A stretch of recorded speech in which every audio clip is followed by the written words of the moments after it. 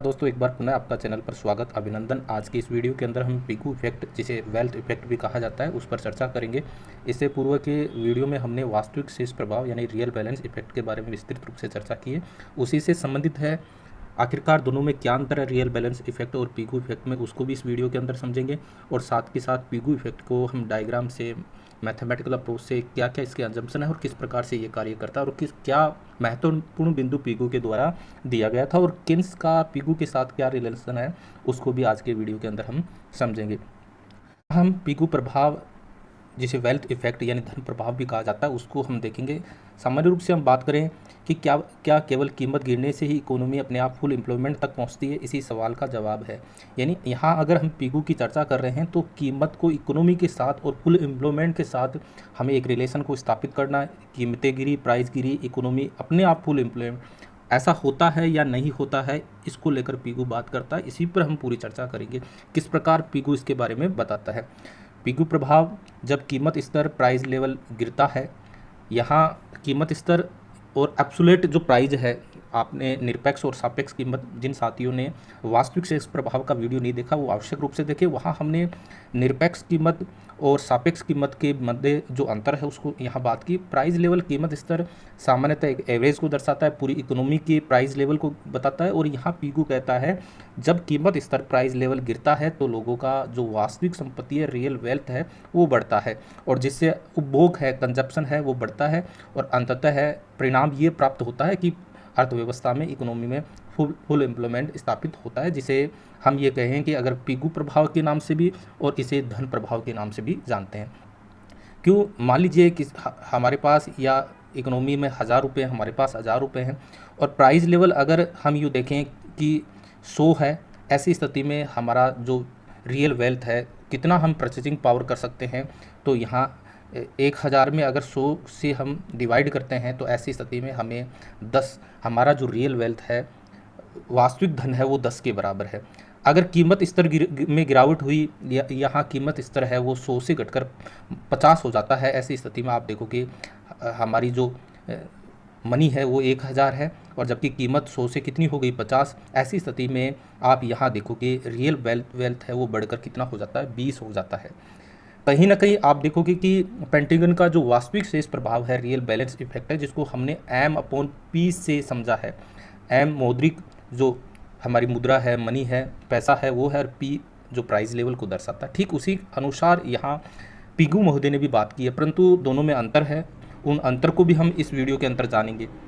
यहाँ एक बात तो आपको समझ में आ गई कि कीमत स्तर में गिरावट होने के कारण रियल वेल्थ जो पहले 10 था, जो बढ़कर अब कितना हो गया, 20 हो गया। ऐसी स्थिति में आप देखोगे कि हमारा या लोग है वो अपने आप को क्या समझेंगे, धनी समझेंगे, अमीर समझेंगे। ऐसी स्थिति में कंजप्शन बढ़ेगा, डिमांड बढ़ेगी और डिमांड बढ़ने के कारण प्रोडक्शन बढ़ेगा और प्रोडक्शन से आप क्या देखोगे कि एम्प्लॉयमेंट भी बढ़ेगा और अर्थव्यवस्था में पूर्ण रोजगार स्थापित होगा।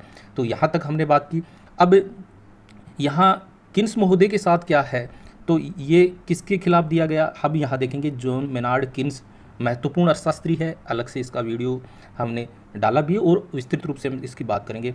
प्राइस डिफ्लेशन, यानी कीमत गिरती है, ऐसी स्थिति में फुल एम्प्लॉयमेंट नहीं आएगा, क्योंकि कीमत, प्राइजेज घटेगी तो लिक्विडिटी ट्रैप, तरलता जाल की भी स्थिति आ सकती है। आपने किन्स के अंतर्गत पढ़ा होगा, तरलता जाल, ब्याज की इतनी न्यूनतम स्थिति आ जाती है, ब्याज की इतनी न्यूनतम दर, जहां अर्थव्यवस्था में आप देखोगे कि तरलता जाल की स्थिति उत्पन्न हो जाती है, उत्पादन, रोजगार, ऐसी स्थिति में अर्थव्यवस्था फंस जाती है।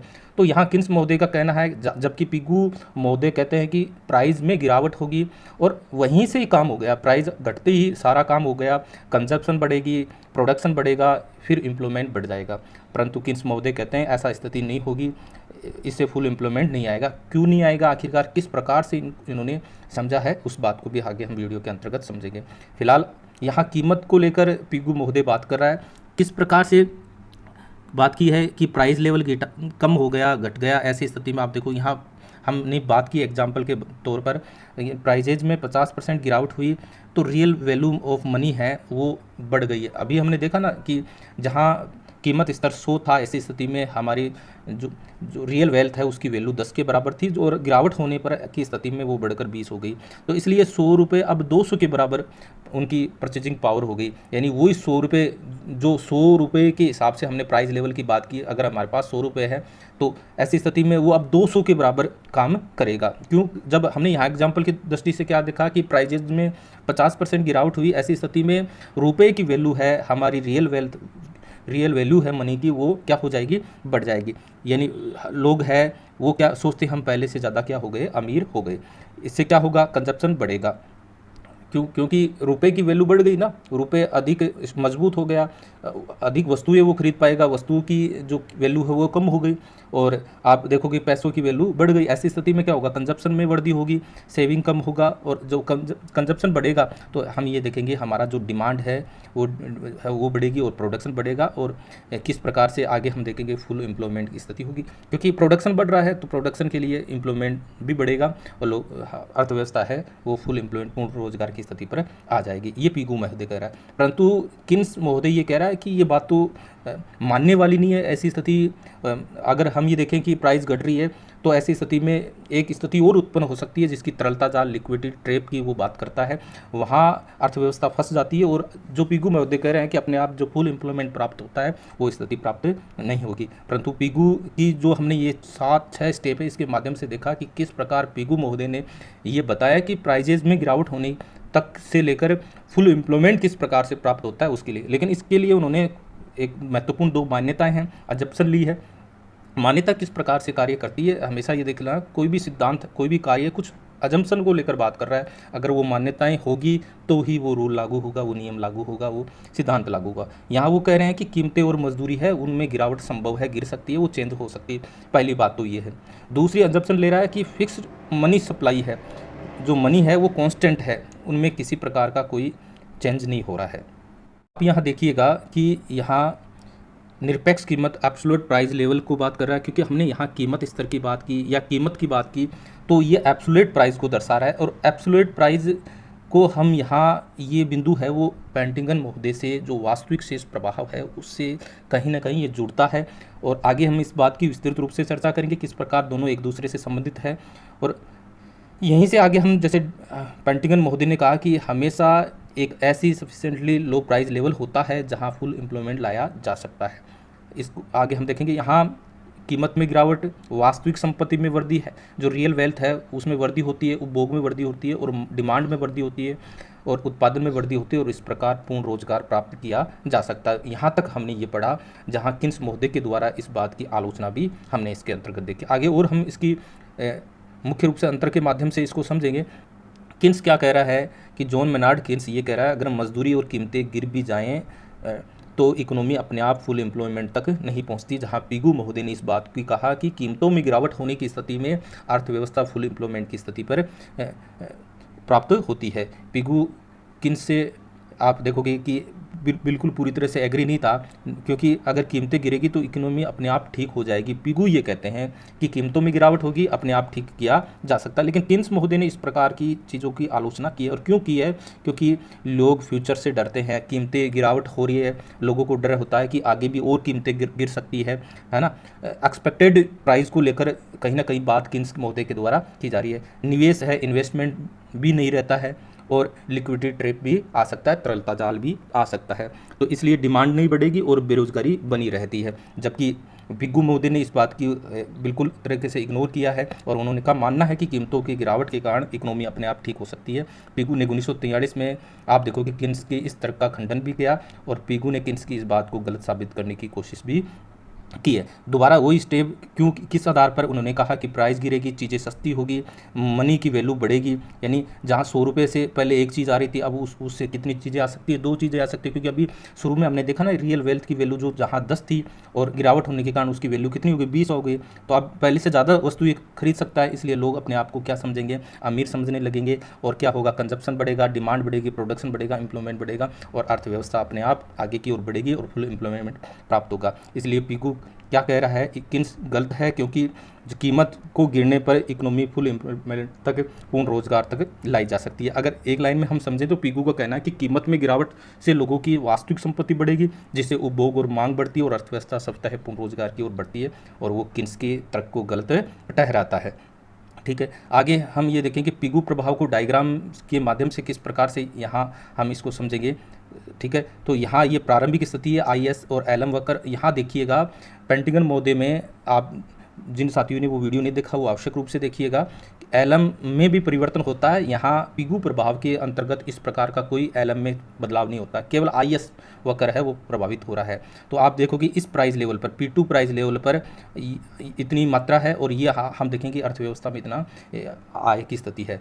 अब जब आप देखो कि कीमतों में गिरावट होगी तो ऐसी स्थिति में कंजप्शन बढ़ेगा, डिमांड बढ़ेगी। ऐसी स्थिति में जो आईएस वक्र है वो ऊपर की ओर मूव कर रहा है, और E2 जो पॉइंट है उस पर एलम वक्र को ये काट रहा है। यहाँ पूर्ण रोजगार की स्थिति OIF1 प्राप्त हो रही है। तो इस प्रकार आप यहाँ देखोगे कि पिगू प्रभाव के अंतर्गत केवल आईएस है वो, उसमें ही मूवमेंट होती है, वो ही बदलाव होता है, उसमें चेंज होता है, और ये यहाँ डिमांड को दर्शा रहा है, समस्त मांग वक्र एग्रीगेट डिमांड को यहाँ दर्शा रहा है। तो यहाँ देखेंगे कि कीमतों में गिरावट होने के कारण P2 से P1, यहाँ OP3 नहीं है, ये OP2 है। OP2 जो कीमत है वो गिरकर OP1 हो जाती है। ऐसी स्थिति में हम ये देखेंगे कि कंजप्शन बढ़ेगी, डिमांड बढ़ेगी, और इससे आईएस वक्र है वो आगे की ओर मूव किया है। तो इस प्रकार आप ये देखो कि अर्थव्यवस्था है वो पूर्ण रोजगार फुल एम्प्लॉयमेंट की स्थिति तक पहुँच जाता है।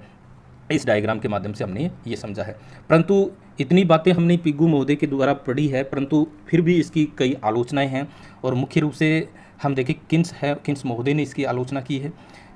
पिगू ने पिगू इफेक्ट, जिसको वेल्थ इफेक्ट कहते हैं, के माध्यम से जो न्यू क्लासिकल और न्यू केन्सियन है उनके बीच एक महत्वपूर्ण बहस उत्पन्न कर दी। किस प्रकार क्या कहा उन्हें, अगर हम इधर देखें new classical, new Keynesian. New classical के लिए ये कहा कि उनका मत था यदि केन्जियन मॉडल में मजदूरी कीमत अवस्फीति डिफ्लेशन को शामिल कर दिया जाए तो अर्थव्यवस्था अपने आप पूर्ण रोजगार फुल एम्प्लॉयमेंट तक पहुंच जाती है। जहां हमने ये देखा कि किन्स महोदय ये कह रहा है कि अगर कीमतों में, पहली बात तो मजदूरी और कीमतों में गिरावट नहीं हो सकती है, ऐसी स्थिति में कहीं ना कहीं अर्थव्यवस्था में, इकोनॉमी में बाहर से इस प्रकार का कोई कंट्रोलर होना चाहिए जिसके माध्यम से अर्थव्यवस्था में इन्वेस्टमेंट को बढ़ाया जा सकता है। परंतु नव क्लासिकल दृष्टिकोण वाले शास्त्री कहते हैं कि केन्जियन मॉडल में ये और चीज़ जोड़ दें, कौन सी, मजदूरी कीमतें अवस्फीति, ये उसमें शामिल कर दें, तो जो अपने आप पूर्ण रोजगार की स्थिति प्राप्त करने वाला जो खतरा है फुल एम्प्लॉयमेंट वाला, वो प्राप्त किया जा सकता है। किस में शामिल कर दें, केन्जियन मॉडल में। इससे ये प्रतीत होता है कि नव क्लासिकल विचारधारा ने केन्जियन सिद्धांत को चुनौती देकर उस पर सैद्धांतिक कि भाई आपने ये मजदूरी कीमतों वाली बात शामिल नहीं की, अगर आप लोग ये शामिल कर लेते तो फुल एम्प्लॉयमेंट प्राप्त किया जा सकता है। परंतु किन्स महोदय कहते हैं कि मजदूरी और कीमतों में परिवर्तन क्या किया जा सकता है क्या, तो यहाँ नव केन्जियन दृष्टिकोण कहता है कि जॉन मेनार्ड के अर्थशास्त्रियों ने ये निष्कर्ष का कड़ा विरोध किया, और उनका कहना है कि पिगू इफेक्ट है जो जिसे धन प्रभाव कहते हैं, वास्तविक अर्थव्यवस्था में उतना प्रभावी नहीं है जितना सैद्धांतिक रूप में माना जा सकता है। तो इसी कारण अर्थशास्त्रियों ने पिगू के इस दावे का गहन समीक्षा की कि वास्तव में कीमत और मजदूरी में गिरावट करने की स्थिति पर क्या फुल एम्प्लॉयमेंट प्राप्त किया जा सकता है, और अपने अपने ढंग से उन्होंने आलोचना की, जिनकी एक एक करके हम आगे चर्चा करेंगे। और पाया कि मजदूरी कीमतों की अवस्फीति को स्वतः पूर्ण रोजगार का प्राप्त का साधन मानना व्यवहारिक रूप से एक त्रुटिपूर्ण है। ये ठीक नहीं है कि मजदूरी और कीमतों में गिरावट के माध्यम से अर्थव्यवस्था में पूर्ण रोजगार प्राप्त किया जा सकता है। एक लाइन में हम बात करें, पिगू प्रभाव ने नव क्लासिकल और नव Keynesian, new classical new Keynesian विचारधाराओं के बीच एक सैद्धांतिक विवाद को जन्म दिया, जिसमें नव क्लासिक अर्थशास्त्रियों ने इसे पूर्ण रोजगार का स्वतः साधन माना है, किसको, कीमतों में गिरावट को, जबकि नव केन्जियन इसके व्यवहारिक सीमाओं की ओर संकेत करते हुए इसकी तीव्र आलोचना की है। व्यवहार में मजदूरी कीमतें गिराना क्या संभव है, क्या नहीं गिरा सकते, तो इसकी आलोचना की है। सबसे पहले आलोचना हम देखेंगे, यहाँ वितरण प्रभाव की उपेक्षा की है किसने, पिगू महोदय। वितरण प्रभाव क्यों, कि पिगू का मूल विचार आप देखोगे कि उन्होंने कहा कि प्राइस गिरेगी, रियल वेल्थ है वो बढ़ जाएगी, कीमत स्तर में गिरावट होगी तो रियल वेल्थ वैल्यू बढ़ जाएगी। जैसा कि हमने प्रारंभ में देखा कि 10 वैल्यू थी रियल वेल्थ की, जो बढ़कर 20 हो गई, इससे कंजप्शन बढ़ेगा, डिमांड बढ़ेगी। ये बात तो पिगू महोदय की, इस को पकड़ के बैठ जाओ, कीमत गिरी, रियल वेल्थ बढ़ी, कंजप्शन बढ़ा, प्रोडक्शन बढ़ा और डिमांड बढ़ी और फुल इम्प्लीमेंट होगा। लेकिन आलोचक क्या कहते हैं कि पिगू की एक बात को इग्नोर करते हैं पिगू महोदय। क्यों, क्योंकि सभी लोग समान नहीं होते। क्यों, क्योंकि कुछ तो क्या होते हैं, ऋण लेने वाले होते हैं, कुछ क्या होते हैं, ऋण देने वाले होते हैं। तो उन दोनों पर जो प्रभाव है वो एक समान नहीं पड़ता है। इस बात की पिगू महोदय ने चर्चा नहीं की है। उन्होंने कहा कि डिफ्लेशन में क्या होता है, प्राइस गिरी, मनी की वैल्यू बढ़ गई, और मनी की वैल्यू बढ़ गई तो जो बर्डन है वो ऋण का वो भी बढ़ जाएगा। क्यों? क्योंकि जहाँ वो जब कीमत स्तर अधिक थी, ऐसी स्थिति में जैसे उस 100 रुपये की वैल्यू कम थी, लेकिन जैसे ही कीमत स्तर में गिरावट हुई तो 100 रुपये की वैल्यू है, मुद्रा की वैल्यू है, वो बढ़ जाएगी। क्योंकि पहले 100 रुपये से क्या होता था, जैसे हम ये देखें कि ये 100 रुपये हैं और कीमत स्तर मान लीजिएगा 4 हैं, तो ऐसी स्थिति में उसकी रियल वैल्यू कितनी होगी, 25 होगी। ठीक है, रियल वैल्यू 25 होगी। और अगर वो कीमत स्तर घटकर 2 हो गई, ऐसी स्थिति में उसकी रियल वैल्यू कितनी हो गई, 50 हो गई। मतलब यहाँ यह होगा कि जहाँ मान लो कि 25 के समान वो वस्तु खरीद सकता था, ये देख लीजिए, मतलब 1 रुपये की एक वस्तु है तो वो कितनी 25 रुपये में कितनी खरीद सकता था, 25, लेकिन अब वो कितनी खरीद सकता है, 50 कर, यानी उसकी रियल वैल्यू है वो क्या हो गई, बढ़ गई। समझ गई बात? तो यहाँ आप देखोगे जब ऐसी स्थिति होगी तो उस ऋण का जो दबाव है वो बढ़ेगा। यहाँ 2 प्रकार की स्थिति हम देखें कि एक तो ऋणदाता है जिसने उधार दिया है, उधार देने वाला है, तो अब क्या होगा, जब उसने पैसा दिया था उधार तब उस पैसे की वैल्यू कम थी। अब आप देख लो, सामान्य रूप से भी देख लो, आपने कोई वस्तु किसी को दी, उसकी वैल्यू उस समय कम थी, लेकिन वो ले रहे हैं उस समय उसकी वैल्यू ज़्यादा है, तो ये तो फ़ायदे की स्थिति में रहा ना। लेकिन दूसरा ऋण लेने वाला का देखोगे, जब उसने पैसा लिया उस समय उस पैसे का उसने उपयोग किया होगा तो उससे उसकी रियल वैल्यू कम थी, इसलिए उसे वस्तु कम खरीदनी पड़ी, परंतु वो पैसा दे रहा हो, ऐसी स्थिति में उस पैसे की वैल्यू क्या है, ज़्यादा है, तो वो नुकसान होगा। तो यहाँ उस वितरण प्रभाव को कहीं ना कहीं विकू ने शामिल नहीं किया, ये एक आलोचना का विषय रहा। असली समस्या यह है, वेल्थ बढ़ी, कंजप्शन बढ़ेगा। रियलिटी में हम देखेंगे कि जो उधार देने वाला है वो थोड़ा ज़्यादा खर्च करेगा और जो लेने वाला है वो डर जाएगा, खर्च घटाएगा। तो इस प्रकार क्या होगा, इन दोनों की स्थिति, उधार लेने वाले और देने वाले को आप देखोगे, एक में गिरावट एक में वृद्धि। तो ऐसी स्थिति में आप देखोगे कि जो उधार लेने वाला है वो ज़्यादा गिरावट कर देगा, तो इस ऐसी स्थिति में टोटल डिमांड है उसमें घट सकती है। जबकि पिगू महोदय क्या कह रहा है कि प्राइस घटते रियल वेल्थ बढ़ गई, कंजप्शन बढ़ेगा, डिमांड बढ़ेगा, परंतु उसने अंदर इस स्थिति को नहीं जाना कि सभी एक जैसे नहीं है। अर्थव्यवस्था में कुछ लोग उधार देने वाले हैं, कुछ उधार लेने वाले हैं, इसलिए उसके वितरण प्रभाव को जानना है। और ऐसी स्थिति में डिफ्लेशन में डिमांड नहीं बढ़ेगी और एक तरीके से जैसा उसने देखा कि फुल एम्प्लॉयमेंट प्राप्त किया जा सकता है, वो संभव नहीं होगा। तो पिगू प्रभाव की एक प्रमुख आलोचना ये है कि उसने वितरणात्मक प्रभाव है उसकी उपेक्षा की है, क्योंकि कीमत में गिरावट से ऋणग्राही और ऋणदाता दोनों पर अलग अलग प्रभाव पड़ते हैं, जिससे कुल उपभोग है और मांग में वृद्धि सुनिश्चित नहीं होती है, क्योंकि उधार देने वाले कम होते हैं, उधार लेने वाले ज़्यादा होते हैं। और ऐसी स्थिति में उधार लेने वाले अपने आप को कमज़ोर समझेंगे, इसलिए वो कंजप्शन में ज़्यादा गिरावट करेंगे। और जहाँ पिगू महोदय कह रहा है कि कंजप्शन बढ़ेगी, परंतु वास्तविक स्थिति में ऐसा नहीं। आलोचना इस प्रकार से देखें कि पिगू प्रभाव ने जो फर्म पर पड़ने वाले प्रभाव, यानी मजदूरी कीमत में गिरावट का जो फर्म पर पड़ने वाला प्रभाव है उसको कहीं ना कहीं शामिल नहीं किया, उसकी तरफ ध्यान नहीं दिया है। उसके आधार पर भी आलोचना की गई है कि पिगू का क्या विचार है, प्राइस गिरेगी, रियल वेल्थ की वैल्यू बढ़ेगी, कंजप्शन बढ़ेगा, डिमांड आपकी बढ़ेगी और फुल एम्प्लॉयमेंट बढ़ेगा। ये थोड़ा एरो का निशान उल्टा लग गया है, इसको थोड़ा सा सही कर लेना। डिमांड ऊपर की तरफ जाएगी और फुल एम्प्लॉयमेंट बढ़ेगा, यानी मुख्य रूप से उन्होंने क्या किया कि हाउस होल्ड है, परिवार पर ही फोकस किया। परंतु आलोचक ये कहते हैं कि पिगू ने एक बड़ी चीज़ को की तरफ ध्यान नहीं दिया है, वो फर्म है, फर्म या कंपनी पर किस प्रकार का प्रभाव पड़ेगा उसकी यहाँ कहीं ना कहीं शामिल नहीं किया है। क्योंकि डिफ्लेशन का फर्म पर 2 प्रकार से प्रभाव पड़ सकता है। एक फर्म ऐसी स्थिति हो सकती है, अगर 2 स्थितियाँ सिचुएशन की हम देखें कि एक फर्म ऐसी है जिसके पास असेट्स है, संपत्ति है, जब प्राइस गिरेगी उसकी रियल बैलेंस है, रियल वेल्थ है, वो बढ़ेगी, वो अपने आप को अमीर महसूस करेगा और इन्वेस्टमेंट बढ़ेगा। परंतु हर फर्म के सामने ऐसी स्थिति नहीं होती है।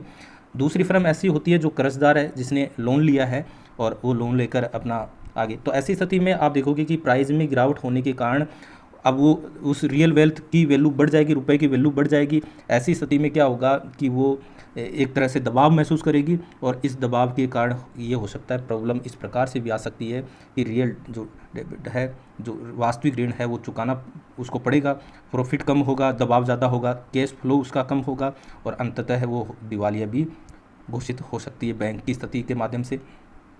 तो इस प्रकार ये एक हम देखेंगे फर्म बैंकक्रप्ट हो सकती है। जो अब ऐसी स्थिति में जो उधार देने वाला है उसको भी लॉस हो सकता है, क्योंकि उसका पैसा वापस आएगा ही नहीं, है ना। तो एक तरह से बैंकिंग सिस्टम वीक हो जाएगा, इन्वेस्टमेंट कम हो जाएगा, डिमांड कम हो जाएगा। तो पिगू तो कहता है कि वास्तव में प्राइस गिरेगी तो डिमांड बढ़ेगी, रियलिटी इस प्रकार की स्थिति नहीं है। डिमांड घट भी सकती है, क्योंकि यहाँ फर्म को लेकर पिगू ने किसी प्रकार की कोई बात नहीं की है। वास्तव में यहाँ देखें फाइनल रूप से कि पिगू प्रभाव की एक प्रमुख आलोचना ये है कि मजदूरी जो कीमत अवस्फीति यानी मजदूरी कीमत में गिरावट को लेकर फर्म पर पड़ने वाले प्रभाव की उसने उपेक्षा की है। विशेष रूप से हम देखें ऐसी फर्में जिन्होंने कर्ज लिया है, लोन लिया है, उनके बढ़ते वास्तविक ऋण भार से दिवालियापन और निवेश में कमी हो सकती है, क्योंकि उनका ऋण भार बढ़ेगा, क्योंकि जो वेल्थ है, पैसा है, उसकी वैल्यू बढ़ेगी, कीमतों में गिरावट होगी, जिससे समष्टि मांग है, जो समग्र डिमांड है, उसमें वृद्धि सुनिश्चित नहीं होगी। तो इस आधार पर भी आलोचना की गई है। बचत को लेकर हम प्रभाव देखें, अनसर्टेनिटी होती है। क्यों? क्योंकि पिगू का तो कहना क्या है कि प्राइस गिरी, रियल वेल्थ बढ़ी तो कंजप्शन बढ़ेगा, डिमांड बढ़ेगी, लोग अपने आप को अमीर महसूस करेंगे, ज़्यादा खर्च करेंगे। लेकिन आलोचक कहता है ये मान लेना गलत है, क्योंकि वेल्थ बढ़ने पर वेल्थ जो बढ़ेगी, ऐसी स्थिति में हमेशा कंजप्शन नहीं बढ़ेगा। वास्तविकता क्या है? क्योंकि वेल्थ बढ़ेगी कब? जब कीमत में गिरावट होगी तो कुछ लोग कंजप्शन बढ़ाएंगे, लेकिन कुछ लोग सेविंग भी बढ़ाएंगे। क्यों? क्योंकि हम ये देखते हैं कि भारत की अर्थव्यवस्था में अधिकांश जो लोग हैं वो लो इकोनॉमी यानी बहुत जो कम आय के ग्रुप में होते हैं, उनके पास एसेट्स भी कम होती हैं, उनकी आय भी बहुत कम होती है। इसलिए पिगू इफेक्ट केवल अमीर लोगों के, कुछ अमीर लोगों के पास पड़ेगा। लेकिन अधिकांश अर्थव्यवस्था को देखें तो अधिकांश लोग हैं वो कम आय की स्थिति में होते हैं, और जब उनके पास पैसा ही नहीं होता तो प्राइस को लेकर कहाँ उनकी कंजप्शन बढ़ेगा, है ना। तो ऐसी स्थिति में हम देखें कि जब वेल्थ बढ़ती है तो कुछ लोग खर्च करने पर विश्वास करते हैं, परंतु लेकिन कई लोग ये है कि बचत करने के पर भी बातें करते हैं। इसलिए सेविंग बढ़ेगी, कंजप्शन नहीं बढ़ेगा तो डिमांड नहीं बढ़ेगी। वास्तविक स्थिति ये है कि पिगू का जो ये वेल्थ प्रभाव है वो एक प्रकार से फेल हो जाएगा, क्योंकि डिमांड बढ़ेगी नहीं, और डिमांड नहीं बढ़ेगी तो फुल एम्प्लॉयमेंट प्राप्त नहीं होगा। यानी पिगू प्रभाव की एक प्रमुख आलोचना इस आधार पर भी की जा सकती है कि बचत व उपभोग पर वास्तविक शेष के प्रभाव को निश्चित मान लेता है, जबकि वास्तविकता में संपत्ति बढ़ने पर लोग अपने उपभोग बढ़ाने की बजाय अधिक बचत भी कर सकते हैं, जिससे जो डिमांड की बात कर रहे हैं समग्र में वृद्धि सुनिश्चित नहीं होती। तो इस आधार पर भी आलोचना की है।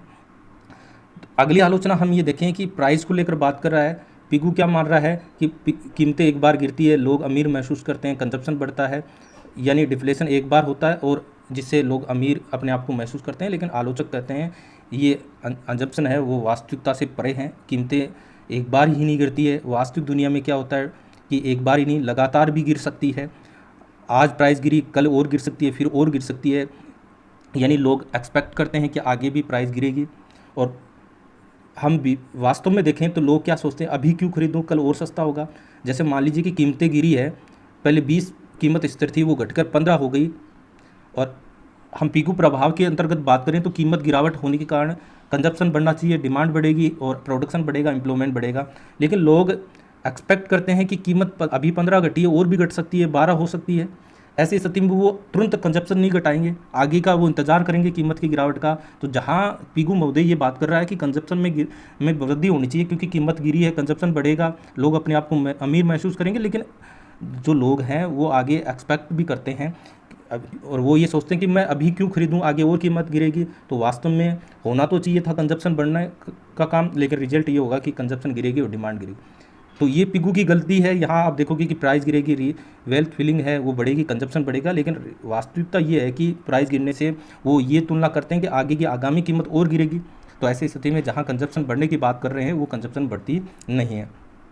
तो इस प्रकार से पिगू के द्वारा ये देखें कि पिगू इफेक्ट काम कर सकता है जब ये अस्थायी हो, यानी कौन सी कीमत स्तर गिरना अस्थायी हो। लेकिन अगर कीमत गिरने की बात कर रहे हैं वो लगातार होती है, ऐसी स्थिति में पिगू इफेक्ट है वो फेल हो जाता है, काम नहीं करता है।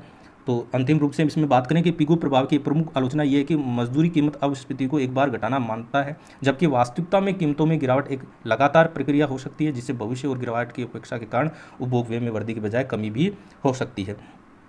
मापने की लेकर कठिनाई है। पिगू ने तो कह दिया कि प्राइस गिरेगी, रियल वेल्थ बढ़ेगा, और ऐसी स्थिति में परंतु वास्तव में कितना होगा, मुख्य समस्या है कि कीमतें कितनी गिरेगी, डिमांड कितनी बढ़ेगी। मान लो कि प्राइस है वो 10% गिरी, तो कंजप्शन कितना बढ़ेगा, क्या इतना बढ़ेगा कि फुल एम्प्लॉयमेंट आ जाएगा, इसका कोई निश्चित उत्तर नहीं है ना। तो यहाँ पिगू इफेक्ट वीक है। डिमांड बढ़ने के लिए अगर डिमांड बढ़ाएं तो प्राइजेज बहुत ज़्यादा, लगभग 50 से 80% हम ये देखेंगे इतनी बड़ी गिरावट के कारण इकोनॉमी है, इस जो मजदूरी कीमतों की गिरावट के कारण है, जो इकोनॉमी है वो डिसस्टेबलाइज भी हो सकती है।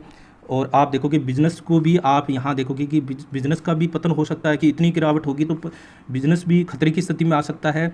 और आप अनएम्प्लॉयमेंट की बात कर रहे हो वो बढ़ सकता है, जहां हम देखें एम्प्लॉयमेंट बढ़ना चाहिए वो घट भी सकता है। तो ऐसी स्थिति में आप देखो कि इतनी बड़ी गिरावट होगी तो आलोचक ये भी कहता है कि इकोनॉमिक क्राइसिस हो सकता है। और आप ये देखोगे कि सोशल है वो अनरेस्ट की स्थिति हो सकती है, अशांति की स्थिति हो सकती है, और यहाँ हम देखें कि क्रांति भी हो सकती है। ऐसी स्थिति में लोग है वो नाराज़गी भी व्यक्त कर सकते हैं। तो पिगू प्रभाव की एक प्रमुख आलोचना ये है कि इसे मात्रात्मक रूप से, क्वांटिटी रूप से मापना कठिन है, क्योंकि कीमत स्तर में कमी के अनुपात में कंजप्शन में होने वाली वृद्धि का एकदम सही आंकलन संभव नहीं है, जिसे इसे व्यवहारिक नीति उपकरण के रूप में उपयोग करना कठिन होता है। और ऐसी स्थिति में एक क्रांति का भी रूप लिया जा सकता है। आगे हम देखें कि उन्हें कीमत प्रत्याशाओं की उपेक्षा की है, एक्सपेक्टेड कीमत आगे, क्योंकि अभी उन्होंने बात की कि प्राइस गिरेगी और हम ये देखते हैं, ये तो हमने इसको तो पकड़ के बैठ जाना कि रियल वेल्थ बढ़ेगी, कंजप्शन बढ़ेगा, डिमांड बढ़ेगा और लोग अपने आप को अमीर महसूस करेंगे। आलोचक इस बात की आलोचना करता है कि लोग भविष्य की कीमतों के बारे में भी सोचते हैं, वर्तमान की कीमतें नहीं है। वास्तविक दुनिया में इस प्रकार से होता है कि कीमत गिरेगी, लोग ये देखते हैं कि प्राइस गिर रही है और ये भी सोचते हैं कि आगे भी गिरेगी। तो यहाँ हम देखेंगे ना कि जैसे अभी मैंने चर्चा की कि 20 से 15 हो गए, ऐसी स्थिति में लोग सोचते हैं कि कीमत और भी गिर सकती है, तो वो तुरंत कंजप्शन में वृद्धि नहीं करेंगे कि अभी क्यों खरीदें, कल और सस्ता होगा। तो वास्तव में ये होगा कि पिगू तो कह रहा है कि प्राइस गिरने से कंजप्शन बढ़ेगा, रियल वेल्थ होगी, लेकिन वास्तव में ऐसा नहीं होता है, तुरंत नहीं बढ़ता है। तो कंजप्शन गिरेगी, डिमांड गिरेगी।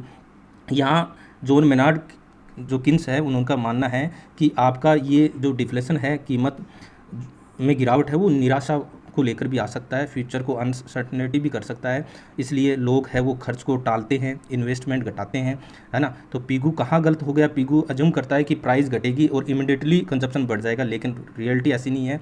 लोग वास्तव में क्या होते हैं, एक्सपेक्टेड कीमत को भी आंकलन करते हैं और आगामी कीमत में होने वाली भविष्य की कीमत में गिरावट को भी शामिल करते हैं, और तुरंत वो कंजप्शन नहीं बढ़ता है। तो फाइनल इम्पैक्ट क्या होगा? डिमांड नहीं बढ़ेगी, इकोनॉमी रिकवरी नहीं करेगी और फुल एम्प्लॉयमेंट नहीं आएगा। तो पिगू ने ये मान लिया कि वर्तमान कीमतों पर प्रतिक्रिया देंगे, जबकि वास्तव में वे भविष्य की कीमत की जो एक्सपेक्टेड प्राइस है उसकी तरफ ध्यान नहीं दिया है। अगर पिगू प्रभाव की एक प्रमुख आलोचना ये है कि कीमत प्रत्याशाओं की उपेक्षा करता है, क्योंकि अवस्फीति की स्थिति में भविष्य में और कीमतों के गिरने की अपेक्षा से वो वेग घट जाता है। जहाँ पिगू मोदी ने तो बात की ना, कीमत घटने से क्या होगा, कंजप्शन बढ़ जाएगा, लेकिन ऐसा नहीं होगा, जिससे समष्टि मांग में वृद्धि नहीं होती है, पूर्ण रोजगार सबसे प्राप्त नहीं होता है। केवल कीमत गिरना पर्याप्त नहीं है, लोग ये सोचते हैं वास्तव में आगे और कीमत गिर सकती है और अर्थव्यवस्था की दिशा तय करती जा सकती है। अंत में देखें व्यापार चक्र के प्रभाव को देखें, लोअर टर्निंग पॉइंट पर पिगू इफेक्ट है वो समाप्त हो जाता है। पिगू ने बात की वही कि कीमत गिरेगी, रियल बैलेंस बढ़ेगा, कंजप्शन बढ़ेगा, फुल एम्प्लॉयमेंट, ये प्रभाव स्थायी नहीं, परमानेंट नहीं है। क्यों? क्योंकि डिफ्लेशन अगर हम देखें तो रियल बैलेंस में वृद्धि होगी, कंजप्शन बढ़ेगा और इकोनॉमी रिकवरी करेगी। कीमत में गिरावट होगी, रियल वेल्थ बढ़ेगा, है ना, कंजप्शन बढ़ेगा और प्रोडक्शन बढ़ेगा, फुल एम्प्लॉयमेंट बढ़ेगा, ऐसी स्थिति होती है। लेकिन रिकवरी के फेज़ में आप देखें, रिकवरी का फेज़ होता है तो प्राइस फिर से बढ़ने लग जाती है। तो आप देखोगे वापस यहाँ से वापस इस स्थिति में आए, वापस रिकवरी कर रहे हैं, ऊपर की तरफ वापस आ रही है, तो ऐसी स्थिति में कीमतें बढ़ने लग जाएगी। यानी नीचे का बॉटम जो पॉइंट है उससे वापस अगर अर्थव्यवस्था ऊपर की ओर मूवमेंट कर रही है तो कीमतें बढ़ेगी, और कीमतें बढ़ेगी तो ऐसी स्थिति में जो रियल वेल्थ है वो कम होने लग जाएगा। तो यहाँ जो कंजप्शन है वो क्या होगा, कंजप्शन सपोर्ट है वो कम हो जाएगा। तो यहाँ पिगू इफेक्ट है वो क्या हो जाएगा, गायब हो जाएगा। क्योंकि लोअर अगर यहाँ से नीचे की तरफ आ रही है तो ऐसी स्थिति में तो ये होगा कि पीक पॉइंट से नीचे की तरफ आ रही है, तो ऐसी स्थिति में तो ये होगा कि कीमतें गिर रही है, और कीमतें गिर रही है तो कंजप्शन बढ़ेगा, ऐसी स्थिति हो सकती है। लेकिन वापस नीचे के पॉइंट से ऊपर के पॉइंट की तरफ जा रहा है तो यहाँ आप देखोगे पिगू इफेक्ट है वो समाप्त हो जाएगा लोअर टर्निंग पॉइंट से। खासकर इकोनॉमिक साइकिल में आप देखोगे जो बॉटम का बिंदु है, निचले मोड़ के बिंदु से ऊपर की ओर देंगे, तो यहाँ आप देखोगे प्राइस है वो वापस जहाँ वापस बढ़ने लग जाएगा, ऐसी स्थिति में रियल बैलेंस है वो कम होने लग जाएगा और पिगू इफेक्ट यहाँ काम करना बंद कर जाएगा। और इसको लेकर हैंसन ने कहा कि ऐसी स्थिति हुई है, ये यूएसए में 1936 से 40 में ऐसी स्थिति उत्पन्न हुई है। क्यों? वहाँ आपने देखा कि यहाँ रियल बैलेंस है वो बड़ा जब कब प्राइस में गिरावट हुई, लेकिन वापस की स्थिति में आप देखोगे कि प्राइस बढ़ने के कारण रियल बैलेंस कम हुआ और कंजप्शन भी क्या हुआ, कम हुआ था। तो पिगू प्रभाव की एक आलोचना ये है कि व्यापार चक्र के निचले मोड़ बिंदु पर ये समाप्त हो गायब हो जाता है वहाँ से, क्योंकि पुनरुत्थान के दौरान कीमतों में वृद्धि होती है, और जब कीमतों में प्राइस में वृद्धि होगी तो वास्तविक शेष है वो घट जाएगा, जिससे कंजप्शन है वो उपभोग है वो प्रभाव समाप्त हो जाएगा। और अंतिम रूप से हम देखें कि ये मॉडल स्थैतिक प्रकृति का है, नेचर का है, और यहाँ मनी सप्लाई वो कांस्टेंट रखी है, प्राइस है उसमें परिवर्तन किया जा सकता है। आलोचक ये कहता है कि ये केवल स्थैतिक प्रकृति का है, जबकि वास्तविक जो अर्थव्यवस्था है वो डायनेमिक होती है, गतिशील होती है। इकोनॉमी में मनी सप्लाई बदलती रहती है, एक्सपेक्टेशन बदलती है, टाइम लैग्स होता है। तो यहाँ हम ये देखें कि पिगू तो ये मानता है कि जो कीमतों में गिरावट हुई उसके कारण जल्दी फुल एम्प्लॉयमेंट होता है, लेकिन वास्तव में ये होता है कि एक लंबा समय लगता है और अर्थव्यवस्था खराब स्थिति में भी आ सकती है। तो ये एक तरह से ये अस्फीति का चक्कर है, प्राइस में गिरावट हुई, डिमांड में कमी, प्रोडक्शन में कमी, एम्प्लॉयमेंट में कमी, प्राइस में कमी, इस प्रकार की एक कैश की स्थिति उत्पन्न हो सकती है। क्योंकि समय लगता है, लंबा समय लगता है, तो ऐसी स्थिति में मनी सप्लाई भी बदलती रहती है, एक्सपेक्टेशन भी बदलता है, टाइम्स भी लगता है। तो यहाँ पिगू का मत सैद्धांतिक रूप से तो सही है, लेकिन प्रैक्टिकल रूप में हम देखें तो उसको ये सही नहीं मानते हैं। और पिगू ने भी ये कहा, खुद ने भी कहा है कि एक बौद्धिक एक्सरसाइज इसको माना है ना। तो पिगू प्रभाव की एक प्रमुख आलोचना ये है कि स्थैतिक विश्लेषण पर यह आधारित है, जबकि वास्तविक अर्थव्यवस्था गतिशील है, डायनेमिक है, अतः ये अपने आप रोजगार की प्राप्ति यथार्थ में वास्तव में स्पष्टीकरण प्रदान नहीं करती है। इसके बाद एक दोनों में तुलना कर लें हम, किसमें, पिगू में और आपका पेंटिंगन का रियल बैलेंस इफेक्ट में। कोई प्राइस गिरी, रियल वेल्थ में वृद्धि, कंजप्शन बढ़ी, और IS कर्व है वो राइट हमने डायग्राम के माध्यम से देखा था। यहाँ प्राइस गिरेगी और जो रियल बैलेंस है उसमें वृद्धि हुई है M/P में, और इससे कंजप्शन, इंटरेस्ट और डिमांड तीनों प्रभावित होते हैं, और IS और LM दोनों वक्र ही शिफ्ट होते हैं। स्वरूप देखें, नेचर देखें तो ये स्टैटिक होता है, ये डायनामिक होता है। ये केवल कंजप्शन की बात करता है, हाउस होल्ड बिहेवियर की बात कर रहा है, जबकि पेंटिंगन महोदय का रियल बैलेंस इफेक्ट है वो गुड्स मार्केट को भी शामिल कर रहा है, मनी मार्केट को भी शामिल कर रहा है, ब्याज की दर को भी शामिल कर रहा है, और डिमांड के प्रभाव को भी देख रहा है। अगर डायग्रामेटिक बात करें तो यहाँ IS कर्व है वो राइट साइड में जा रहा है, जबकि पेंटिंगन महोदय द्वारा IS कर्व में भी मूवमेंट होता है और LM कर्व में भी मूवमेंट होता है। ये किन्सियन इफेक्ट है उसको शामिल नहीं करता है, जबकि ये यहाँ किन्सियन इफेक्ट को शामिल कर रहा है। और किस प्रकार से वो इसमें ये भी आप पेंटिंगन महोदय का जो मैंने पूर्व में वीडियो डाला है उसको आप जरूर देखिएगा। यहाँ इंटरेस्ट रेट में गिरावट के कारण जो इन्वेस्टमेंट है वो बड़ी है, ब्याज दर में कमी, इसको ये शामिल कर रहा है, जबकि यहाँ पिगू महोदय ने इसको शामिल नहीं किया है। ये क्लासिकल फ्रेमवर्क में है, जबकि ये क्लासिकल फ्रेमवर्क को समाप्त कर रहा है, मनी और जो रियल सेक्टर को है एक साथ करने का यहाँ पेंटिंगन महोदय द्वारा किया गया है। पिगू प्रभाव केवल उपभोग वास्तविक संपत्ति के प्रभाव को दर्शाता है और IS वक्र को प्रभावित करता है, जबकि डॉन पेंटिंगन का वास्तविक शेष प्रभाव एक व्यापक सामान्य संतुलन विश्लेषण प्रस्तुत करता है, जिसमें IS तथा LM दोनों वक्र प्रभावित होते हैं, मौद्रिक तथा वास्तविक क्षेत्रों का एकीकरण करता है, दोनों को शामिल करता है। तो इस प्रकार यहाँ हमने पिगू इफेक्ट के बारे में पढ़ा, क्या है धन प्रभाव, और उसके बाद हमने इस जो किन्स महोदय हैं उसके साथ उसके रिलेशन को देखा, कुछ हमने इससे संबंधित जो आलोचनाएं हैं उनको देखा, और पिगू इफेक्ट और रियल बैलेंस इफेक्ट में मुख्य रूप से क्या अंतर है उसको भी हमने समझाया। आज का वीडियो आपको किस प्रकार से लगा है बिल्कुल कमेंट कीजिएगा। नेक्स्ट वीडियो नेक्स्ट टॉपिक के साथ, आज के लिए बस इतना ही, धन्यवाद।